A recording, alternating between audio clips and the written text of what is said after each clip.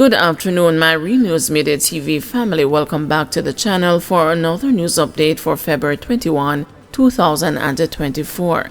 And in the news this afternoon, woman accused of land sale scam granted bail.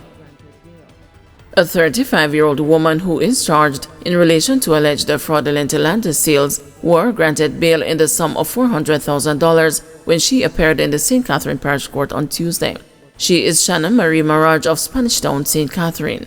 Attorney Walter Melbourne told the court that his client suffers from 2 chronic illnesses and the bail is necessary for her to get medical attention. He also insisted that the matter was a civil issue and not a criminal matter.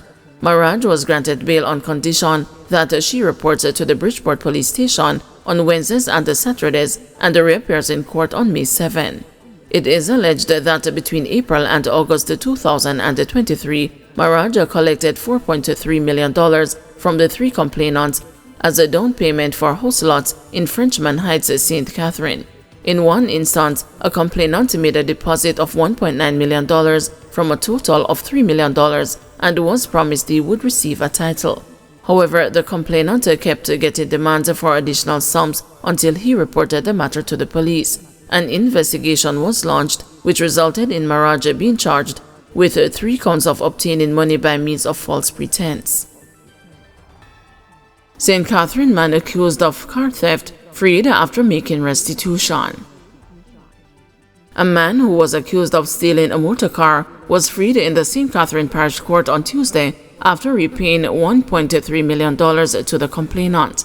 Senior Parish Court Judge Yvette Wentworth Miller told Orandi Thomas of a St. Catherine address that he was free to go after the prosecution offered no evidence against him.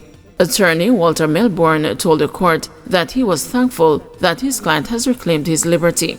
It is alleged that on February 1, 2024, police personnel tracked a Toyota Isis motor car which had been rented out after the customer failed to return the vehicle. The vehicle was found at a welding shop with different license plates.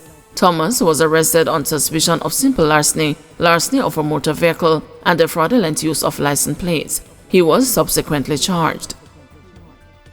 Colin Moore broke down in tears at the sight of dying wife, says a police witness. Omar Best Collymore, the alleged mastermind behind the January 2018 murder of his wife, had burst into tears when he saw his wife at their gate, gasping for air after she was shot multiple times. The businessman had also told the police a day after his wife's death that he had no idea why someone would want to kill her and that they were happy. A police corporal who had responded to the shooting incident, which claimed the lives of the 32-year-old businesswoman Simone Campbell Collymore and her taxi driver Winston Walters, 36, recalled yesterday during his testimony that Collymore appeared shaken up and was behaving frantic when he came out of his apartment and saw his wife. The shooting occurred on January 2 at 3:50 p.m. at the entrance of the Forest Ridge apartment complex on Stanley Terrace in Red Hill, St. Andrew. Elaborating further on his observation of Collymore that evening, the witness said he appeared to be confused, frightened and shocked when asked under cross-examination by Collymore's lawyer, Dan Jobson, what he meant by frantic. Explaining further what he meant when he said Collymore appeared shaken up, he said he appeared distressed. He was crying and repeating certain words, noting that the businesswoman at the point when he saw her was still alive, gasping for air and bleeding from a gunshot wound to her mouth. The officer said while he was transporting her to the Kingston Public Hospital, he overheard her husband saying, "Please don't die."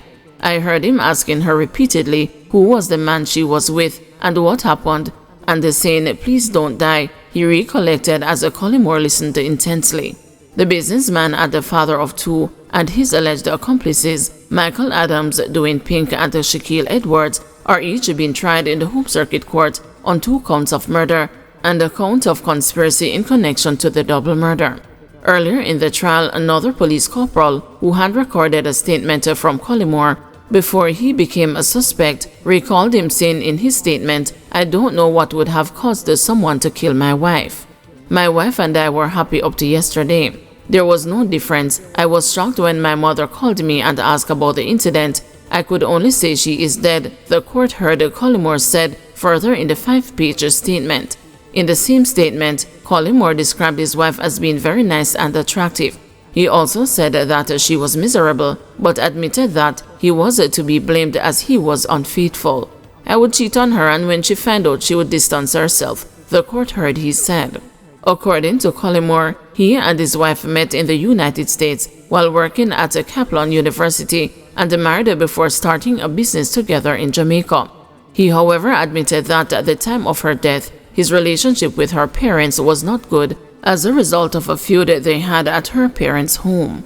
The court previously heard that the couple had an explosive fight in which Campbell Collymore threw him out of her parents' house, and he threatened at that time that he was going to ensure that the family crumbled.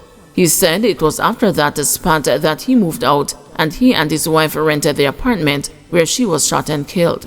Recalling the day of the incident, Collymore, in his statement, the court heard, said he was at home when a lady came and told him, "Is your wife?" and he went to inquire and found his wife sitting outside the car with a gunshot wound to her chest and the left arm.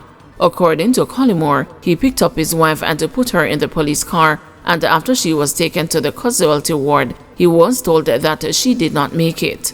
Meanwhile, another witness, a detective corporal, testified that on January 27, he and a team of officers went to Norman Manley International Airport, where Collymore was handed over to him and taken to the Constant Spring police station. On that day, his wife was being buried. The trial also heard that another team of officers on February 8 arrested Collymore at a guest house in St. Elizabeth. A detective corporal told the court that at the time, Collymore was being sought in connection with his wife's murder. When asked if he was aware that he was wanted, the witness said Collymore claimed he was waiting on his lawyer to take him into the police. The trial will continue today before Justice Leighton Pusey. Defense says prosecution's cases make up rubbing off. The defense representing murder-accused Everton Beachistown MacDonald began its closing arguments on Tuesday in what lead attorney Christopher Townsend told the jury pool was not a difficult case. Townsend told the 7-member jury that his approach in representing MacDonald, a Portland businessman charged alongside Oscar Barnes for the July 20, 2020 murder of MacDonald's second wife, Tonya, is to rub off the makeup that the Crown has used in parading evidence for a near 6-month trial. The accused men are also charged with a conspiracy to murder after an amendment to the indictment on Monday. Townsend told the jury, which includes 3 women, that it was the duty of the prosecution to prove its case against the accused. The evidence that they parade before you must be capable of belief, because if you don't believe it, then that's the end of it, Townsend said. He told the jurors that the prosecution's case primarily rested on 3 witnesses, 2 of whom he considered main and another a just-in case. Those witnesses, Townsend noted, included Denvolin Bobla Minot. Townsend said the Crown used the men as a foundation, and skillfully so. "Have you ever seen this meme where you see this very pretty girl in makeup, long hair flowing, and then the girl is deconstructed, makeup take off, hair falls gone, false teeth come out, and then you see an entirely different person? So what the Crown did was to put on some makeup on their case to hide the major issues," Townsend said. He said the main pillars are the first witness and the Minot, because it is from what they said that everything flows. Townsend said that Minot had an interest to serve because he got a deal after taking part in the murder. Minot was sentenced to 19 years and 10 months in prison for his role after he confessed and agreed to become a prosecution witness against MacDonald and Barnes. "His deal is come and tell me this and I will give you freedom. It is called a plea bargain, and we do it here, and it's done in other jurisdictions. But the reality of it is that it compromises witnesses," Townsend said. The attorney pleaded to the jurors that it was up to them to know what aspects of the prosecution's case have been compromised. He said that for his part, Minot got a get-out-of-jail ticket like he was playing Monopoly. "The document was served on us.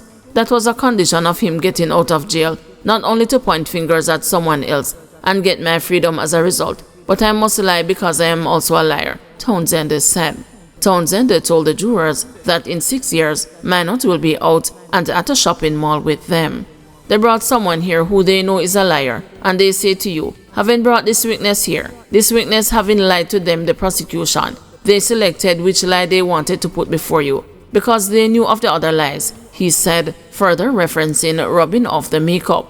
Turning to the first witness, Townsend said the evidence he gave in relation to his connection to Minot, taking off cell phones and burning of cell phones and call data was a lie. If you accept what Bobla said, that he knows the first witness long time, it means that the first witness is a liar. So Bobla would be calling the first witness a liar. And if you accept what the first witness said, then Bobla is a liar. So even between the witnesses themselves that the prosecution has presented to you, they are calling each other liars, Townsend said. He said one of the things that struck him was that, according to the first witness, he hid all the exhibits.